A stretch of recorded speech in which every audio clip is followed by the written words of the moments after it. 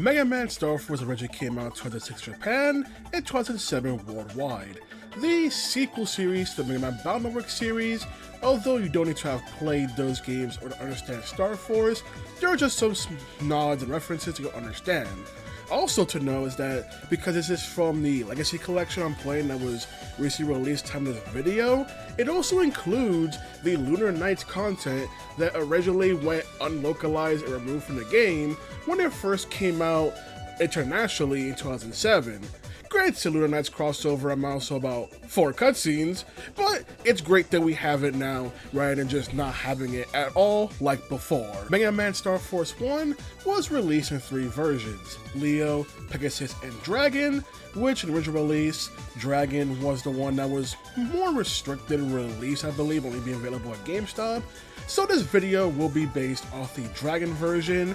There aren't any major differences, they're all generally the same game, but you will see the Dragon form that I'm using when it comes to the gameplay footage for this video. Our main premise is that 200 years after the events of Battle Network, the world has relied less on the cyber world and net navies, and instead embraced EM waves.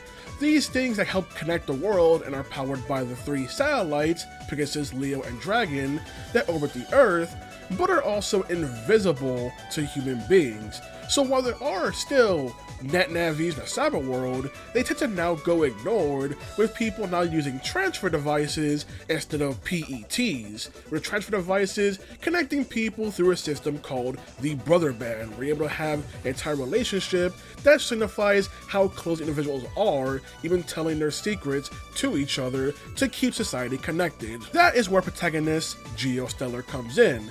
Mourning the disappearance of his father, who disappeared several years ago, Geo has now become an entire recluse, being the fact that he doesn't go to school anymore. He ignores people who try to forcibly get him to go to school, and also the fact that he just repeats the same pattern of going to this one vista point at night to just gaze at the stars in the hopes that his dad will one day return. While gazing at the stars, this alien named Omega-Xis, nicknamed Mega, claiming humans struggle to say his name, Omega-Xis, ends up colliding with Geo.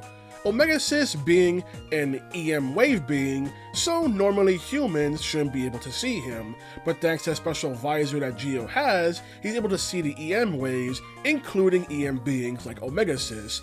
Omega-Xis claims that he is an FMian who is trying to come to Earth because Earth is in danger of other FMians coming to try and destroy the planets. While this is a lot for Geo to take in, he does agree to help Omega-Xis, under the context that Omega-Xis will offer up the information about Geo's dad, Kelvin Stelar, that Omega-Xis has, claiming that he has actually met Geo's father before, and that if they work together to stop the FMians, he will share information about what happened to Geo's dad. With FMians being able to combine with humans, Geo and Omega-Xis can EM wave change to become the titular Mega Man.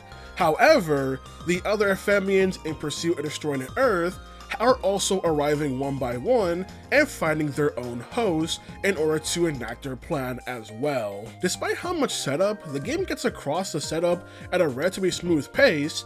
Also helps that because of Geo's grief, there's certain information that he doesn't know or doesn't need to know at the moment, so the information can also be learned with Geo as well.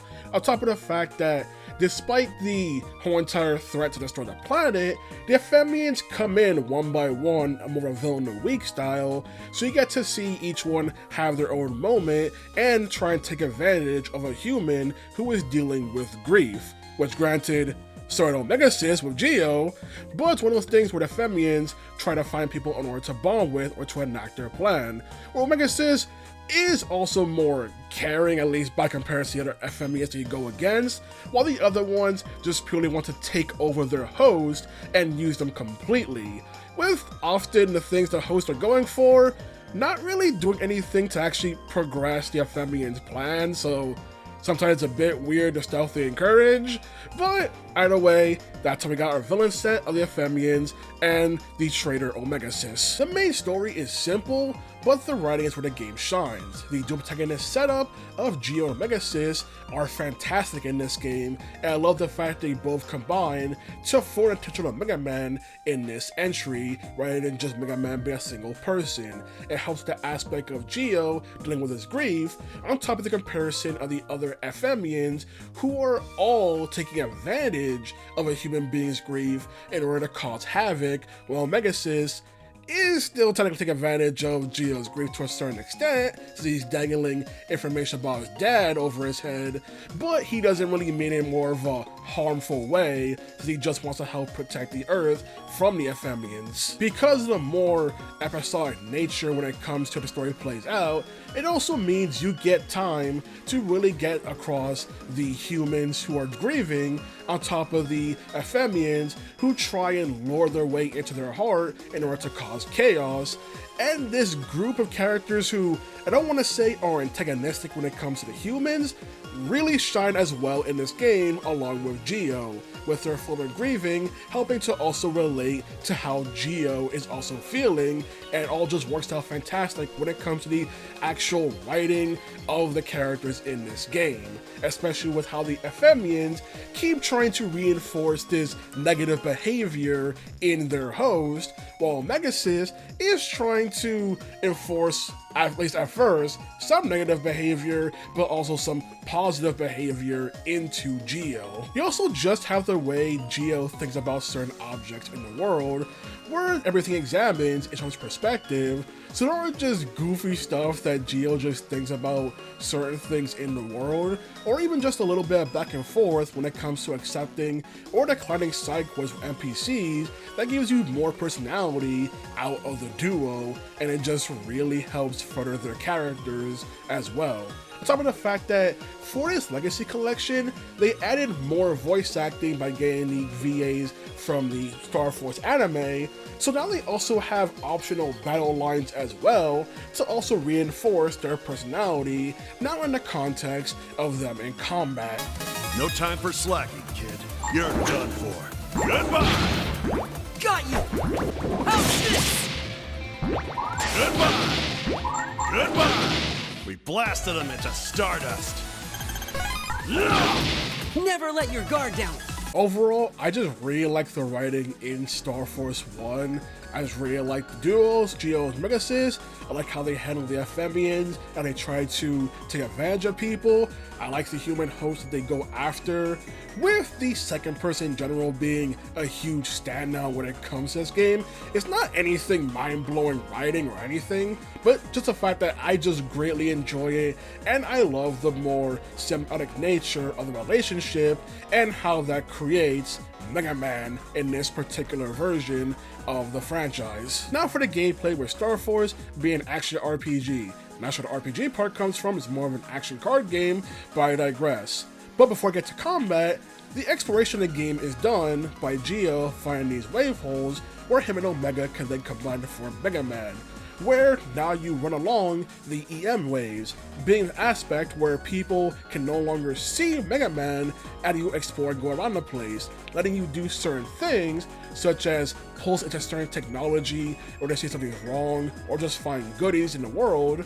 Or you can also basically dive into people's transfers to get certain information about them and even mess with them at a certain point.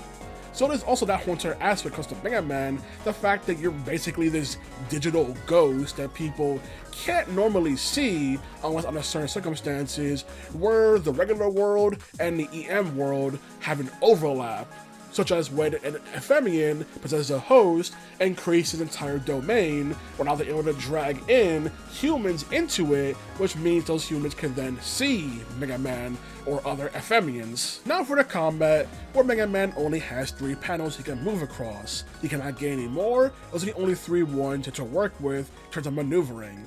But you have basic abilities, such as being able to use a Mega Buster. And I like the inverse. In order to charge Mega Buster, you have to be not using it instead of holding a button to charge it. But you also have the ability to use a shield in order to defend yourself. I like the fact that if you block an attack, you can then immediately move right after, although some attacks linger, so not always the best idea. When the custom bar is full on the right, you can then bring up randomly selected battle cards from your deck. There are certain restrictions when it comes to how many battle cards you can actually pick from the get-go, such as, oh, only from the 2 columns, or oh, only of the same kind of battle cards, and stuff like that. But later on, you have the ability to take some battle cards that can be supplements to other ones, like, oh, plus 10 damage, oh, paralysis, or even some battle cards that can just do devastating damage way later on. So there are some restrictions, so you can't just pick all of them, but when your setup is right, and you can pick all of them, releasing the onslaught is enjoyable. Since Mega Man is stuck to the back 3 panels, there is an ability now where you can bring up a lock-on cursor, which allows Mega Man to immediately close the distance in order to use certain battle cards. While the main feature of this is for sword-based battle cards, otherwise Mega Man can't hit them, you can use it for even projectile battle cards as well, which also means you can potentially even just use as a get-out-of-jail-free card to avoid attack by having Mega Man leave the back 3 rows in order to get up close with an enemy. Granted, you can just block, but hey, counter hits are here, and counter hits will then give you a random attack card in order to keep the onslaught going. So you have incentive to try and match your timing to hit the enemy right before they strike. You also have the Butter Band system, where in the world of Star Force, people can become brothers with each other, highlighting their strong bond and connection. And when it comes to you as a player, you're able to form these bonds with other players by using the multiplayer mode, which then grants you the ability to use one of their favorably marked cards, which the game will pick at random which one of the cards it will select for that particular battle. On top of the fact that when it comes to the Butter Bonds formed in story, they also give Mega Man passive buffs for combat as well. So it is very important mechanic that you can go to the game without necessarily even using when it comes to other players, since it's designed to be like that. But like I said, if you are put in the multiplayer mode, you do get more added mechanic, even if you are treating the bonds you make more as fodder you quickly make, which kind of goes against the narrative aspect of this being a deep bond you make with people. But that's besides the point. You also much later have access to the exclusive form for the version of the game that you are playing. However, if you were to make bonds with players with the other versions, you will then also have access to their transformation and the buffs that their transformation also gives as well, adding more incentive to form these bonds with other players, especially if they're playing different versions of the game than what you are playing. There's also just passive buffs for having their Butter Bands from players in other versions. Like I said, it helps a lot to use this mechanic. It's not something that will make or break your experience when it comes to Star Force. One of my gripes with this game is how the game handles side quests. When it comes to side quests, you first need to find an NPC that's in distress, then, as Mega Man, you must then pulse into a transfer in order to find out the full information and accept or deny the side quest. Then, you must pulse out and talk to them as Geo in order to get more information. And then, for the most part, not always, you then need to become Mega Man again in order to fix a problem they're having in order to then get your reward. My issue with this isn't just how back and forthy it is when it comes to go here as Mega Man, go here as Geo, go here as Mega Man. It's also the fact that you can only have one side quest active at a time. Geo does make memos to himself in order to note the side quest that he's on, but it's also one of those things where I wish you could just have multiple side quests going at the same time, rather than to complete one, then go back and go to another person, especially when there are several people who need help in the same locale. You can see their issue only for Omega-Xis to just basically tell Geo, hey, aren't you already doing something to somebody else? And it's like, Omega-Xis, let me live! And helps multiple people at once. So that is annoying that side quests can only be done one at a time, and you can't just stock multiple of them, even when there's several in the same location. You also have the fact that because Mega Man in this game only uses the EM roads, it also means that you have to take a specific path in order to get back to the NPC's transfer and everything when it comes to seeing their issue and what's going on. Which means backtracking back to them can feel a bit annoying if the NPC is further away from the Wavehole and everything else going on. And when it comes to pulsing in to objects, it can be a bit finicky because of the fact that there's multiple objects to pulse into in a small radius, so it could be instances where you're trying to pulse into a device only to then pulse into someone's transfer because the reticle didn't switch. You can manually switch the reticle, but it's still annoying to have your eyes set on something, go to pulse in, only for Mega Man to go the opposite direction because the indicator was actually targeting a different object entirely.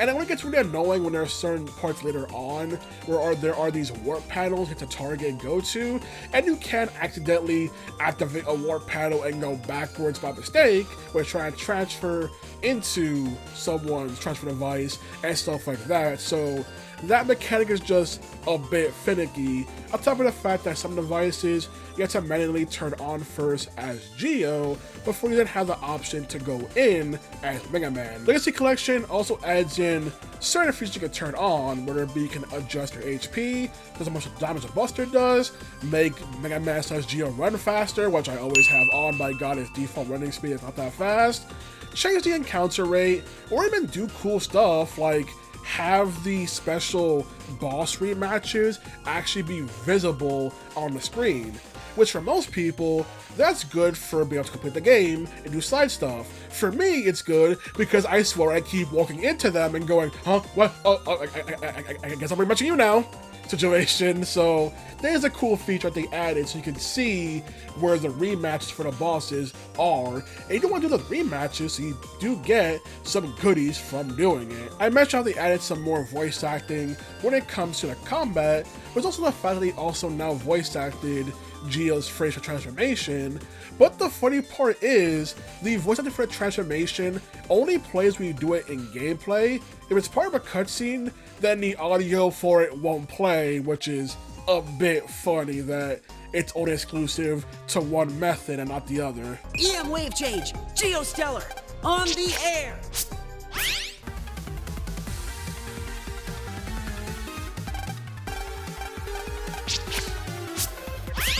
You can also toggle on the special additional stuff that you get if you originally want to have a copy of Bound Network and put into your GBA on the DS, but I can just toggle it on, and you should, since there are some cool stuff you get from it, although you may not want to use the very overpowered buster weapon you get from it.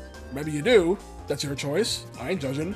One entire thing, and there are also some special brother bonds you can also activate as well in order to help boost you as well. So just certain stuff that they added into this collection, it just makes it way better as options to have when it comes to Legacy Collection, on top of Star Force 1 already being a great game in itself. Now for the game's text, which I already had complaints. It looks great. A lot of stuff has a window behind it, except for like the location you're in at the bottom right, just white text on the screen. But considering the way the game looks, I don't really think it ever gets lost or anything, so I don't have any complaints. I was gonna point out the quirk where the dialogue boxes never use the right side of it. Like, at most, they'll use like maybe 70% of the horizontal aspect of the box, or they'll use the entire vertical aspect and they ask you like a prompt, so the yes or no section at the bottom. But it's the fact that it always never uses the full horizontal aspect of the box, so the right side is always just a blank white space. Not a problem, the slightest. I just feel like pointing it out because it always looked funny.